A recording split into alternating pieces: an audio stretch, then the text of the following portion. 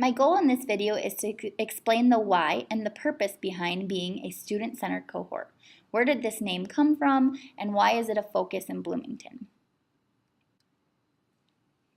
In the fall of 2017, a work group was put together of district leaders from all of the different departments, and their goal was to define and suggest an implementation plan for high-quality instruction in Bloomington. This work group knew that it would be very important as they worked to develop a definition for high-quality instruction to include all of the different stakeholders across the district: teachers, parents, community, principals, Q-Comp coaches. This is a quick timeline of what that process from the fall of 2017 till now looked like for that team.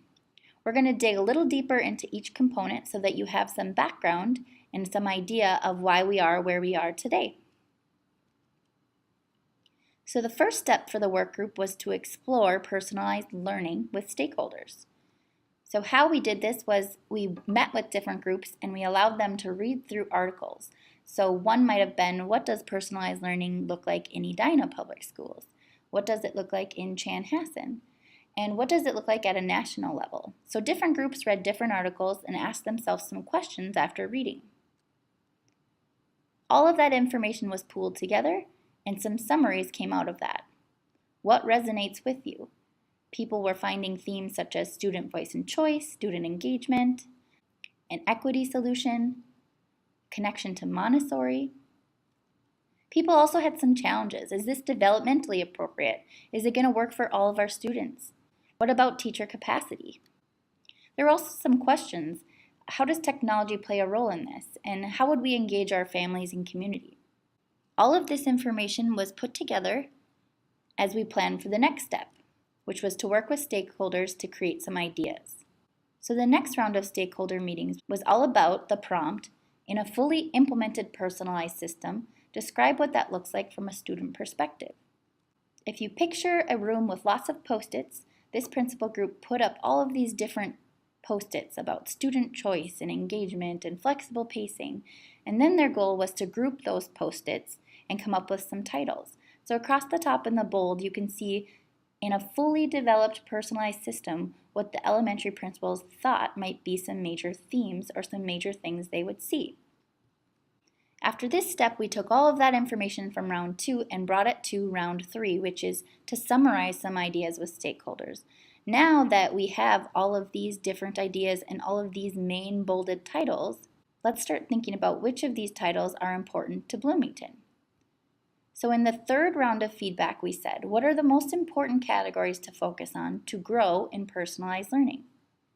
And this activity looked something like this. Some of those bolded titles we were just talking about sat along the left side, and groups were responsible for moving those over and ranking them as most important to least important, and also thinking about, in our current system, are we doing this? So this is a slide or an example from an elementary teacher group who completed this activity.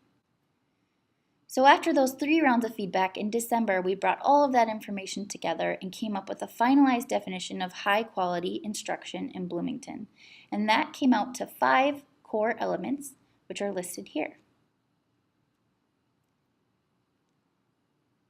Through stakeholder feedback, we also came up with some clear definitions and bulleted points of what this might look like.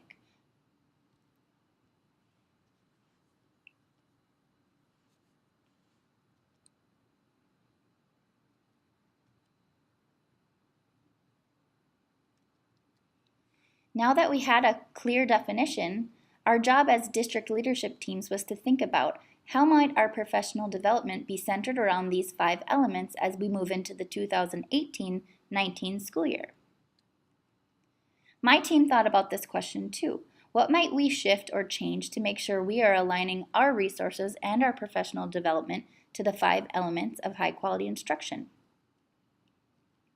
The first shift or change was we decided as a team to change the name of the flexible learning cohort to the student-centered cohort.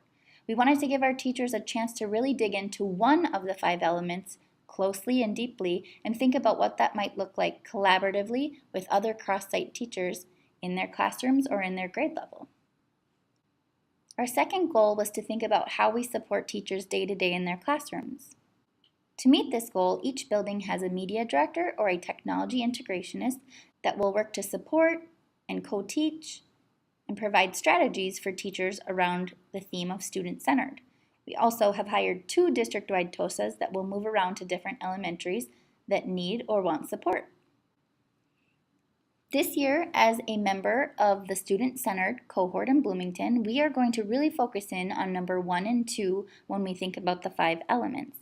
We know as an elementary group that number 2 is pretty well set. We are standards aligned in ELA and in math. So if we look at number 1, this will be our main goal for the school year. How can we shift our classrooms to be more student-centered? What does student-centered look like at a kindergarten level? What does it look like at a 5th grade level? It's going to look different. And so our goal as a grade level cohort is to dig deeper into these ideas and these components and think about ways to implement strategies in our classroom. Hopefully this has provided you with some information on how we have gotten to student-centered and why you are a member of the student-centered cohort next school year. Please reach out with any questions or if you want any information about Bloomington's process to focus on student-centered learning.